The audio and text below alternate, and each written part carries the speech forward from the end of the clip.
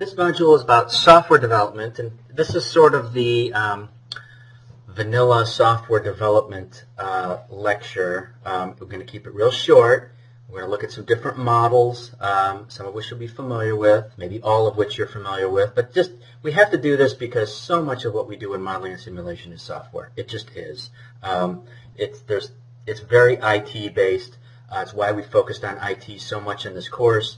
It's because so much of what we want to do involves writing code, and maybe not us writing code, and maybe having contractors writing code, but writing requirements and making sure that we get what we're asking for and that we plan ahead, hopefully understanding that because software is different from tangible hardware sorts of procurements, you got to treat it differently. So that's going to peek out a little bit in this lecture, a lot more when we get to system architecture.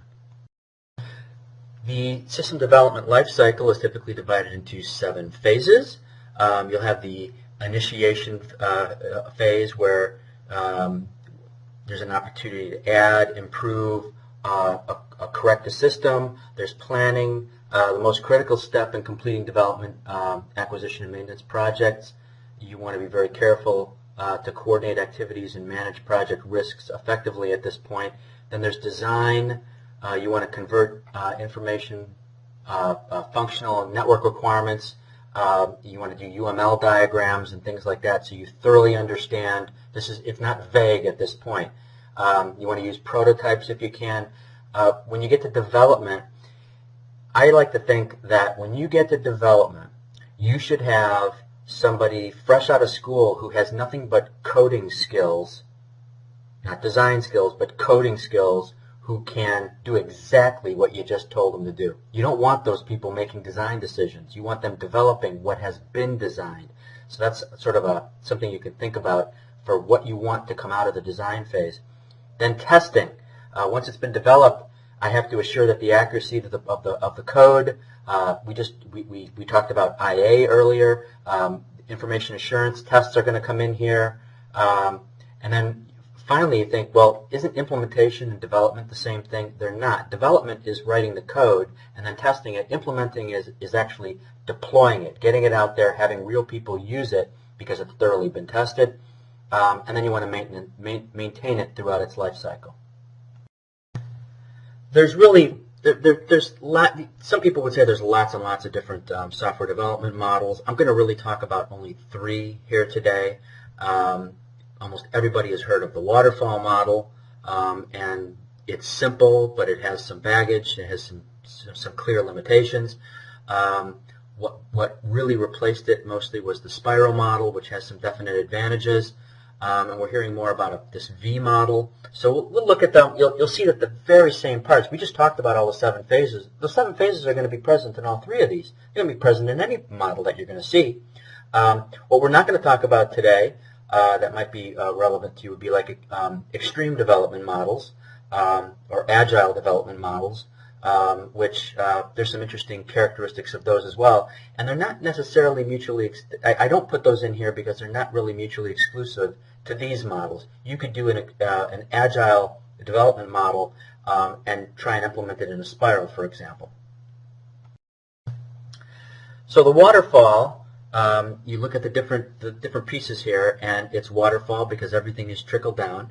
You complete the steps in a specified order. You define all your requirements up front. You have comprehensive reviews as the gates between the different steps. You complete your entire design before you code, and you elaborate on the design by extensive documentation, etc., etc. And there's a feedback mechanism going back up, so you can iterate back around. But one of the reasons why you'll see that the spiral method seems to be preferable to the waterfall method is that it inherently assumes multiple iterations, whereas the waterfall does not. The waterfall, some folks would say that the waterfall in a perfect form would mean that you do every step exactly once and perfectly. And in practice, that never happens. You're going to iterate lots and lots of times. The spiral method pretty much assumes something that's closer to reality.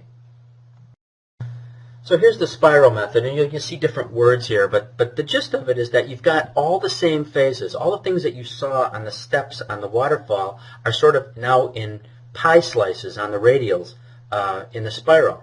And what the spiral is basically showing is that we're going to iterate through these different phases multiple times. We know we're going to do it multiple times. This tends to be favored for large, expensive, or complicated projects.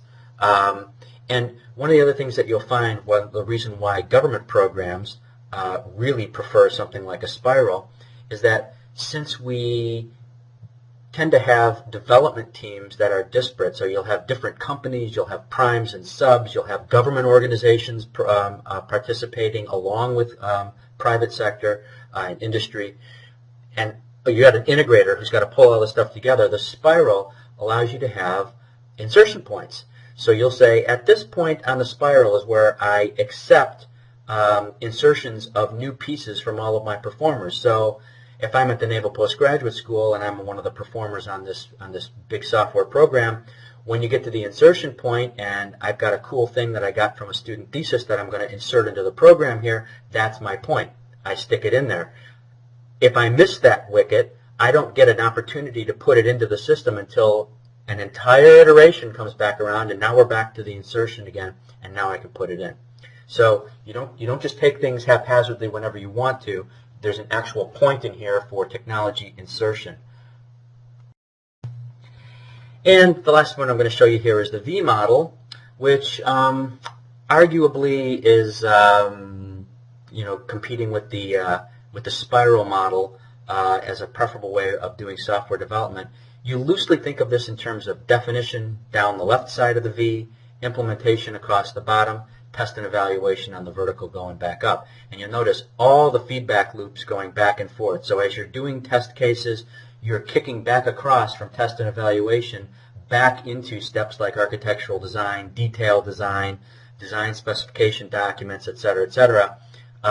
So you can go through that. This is where you sort of simulate. It doesn't assume that you have to go through all the steps on every iteration, which is why some people think it's preferable to the spiral model.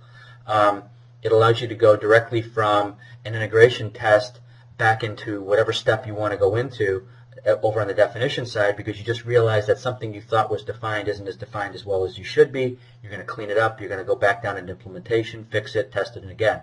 And eventually you iterate towards something that is solid and is now ready for full product testing. I wanted to say a little something about agile methods before we move on. First of all, it's not incompatible with the models that you just saw. So you can do a V model or a spiral model and still follow an agile development process. But the gist of agile methods, just in a nutshell, is very small teams. You don't have like a manager that has a whole bunch of programmers underneath them. You break up into teams of 2 or maybe 3 people. Very often it's 2. So you get 2 pairs of eyes on every line of code. There's something that's you often refer to as a scrum at the beginning of the day. Everybody huddles and they all talk about, okay, what's everybody doing? What problems are you having? How is that module going to interface with this module? All those sorts of things sort of keeps you from getting any more than one day out of sync with each other. And then you have resolution at the end of the day. So everything has to kind of come together. It has to be compilable. It has to fit together. It doesn't have to necessarily run right. But at least you keep things from drifting too far by using these methods. And you can use these in different sized teams. But by keeping it small and testable, it keeps things moving very quickly. And you see agile methods are meant to do exactly what you would think the name implies, which is get software out really, really fast. So it tends to apply to some of the smaller development projects. It doesn't apply to everything. You look at large, million lines of code types of systems that are not uncommon in government. Be very hard to apply agile methods, at least to the whole thing. You might do it to parts of it. But just wanted you to at least know about agile methods, so if you hear the term, you at least know what they're talking about. Now, we're going to talk about software metrics a little bit as a counterpart to the development models. Now, these can be very difficult to devise, use, and understand. And one of the biggest problems we have as technical people is getting non-technical managers to understand what we're talking about. For example, they want to know things like what % complete are you? And that's really not an accurate way to estimate software development. It's not really compatible with time and effort to complete. Those words are all ambiguous. We'll talk when we get into architecture about something called the mythical man month, which talks about adding people and resources can slow the effort. So someone can say, hey, I'm 80% done and I'm scheduled to take 3 weeks to finish this last piece, and I have 4 programmers, and someone could say, well, if I give you 8 programmers, can you get it done in a week and a half?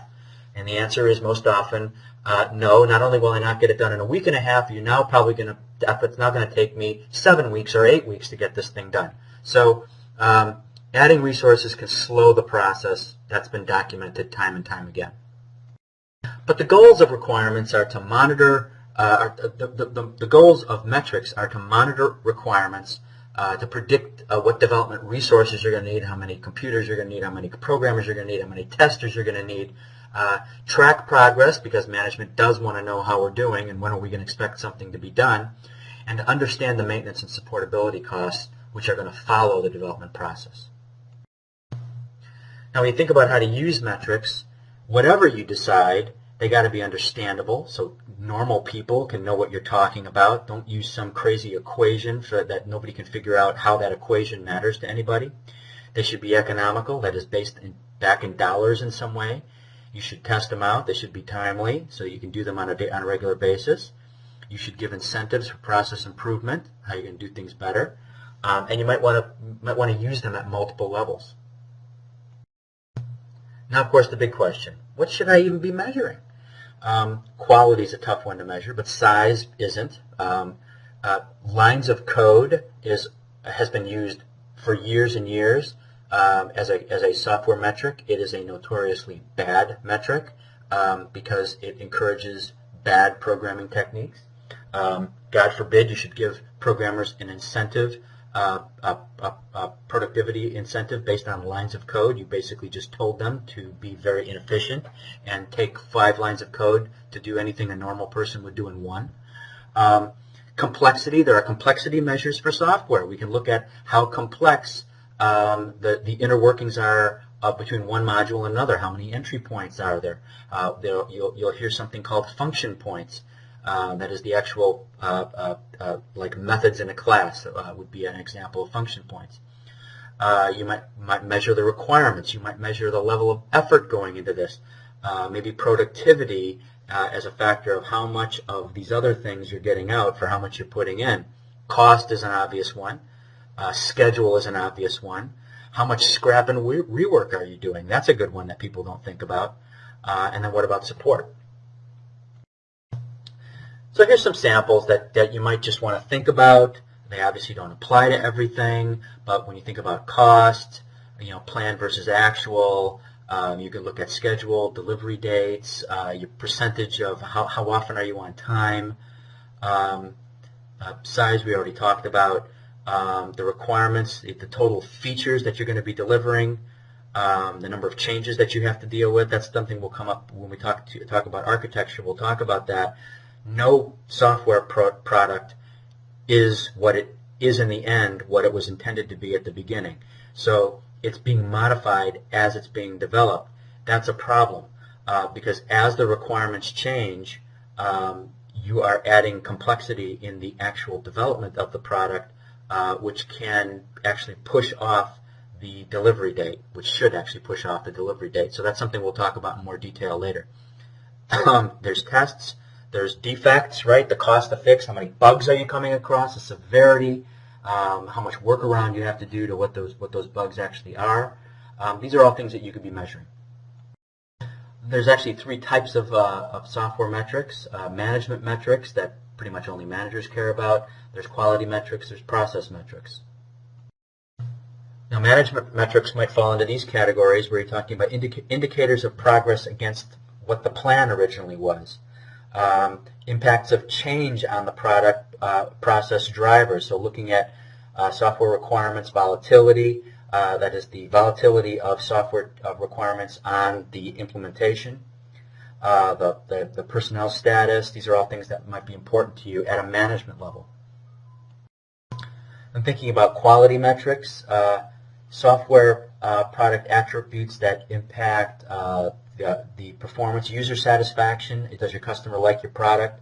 How supportable is it? How easy is it to change things? So when you put your product out and your customer comes back and says, nice, but can I import these files? If it totally messes you up, that's not easy to change, versus it might be something as simple as writing a file loader. So technical measures might include something like reliability, usability, flexibility.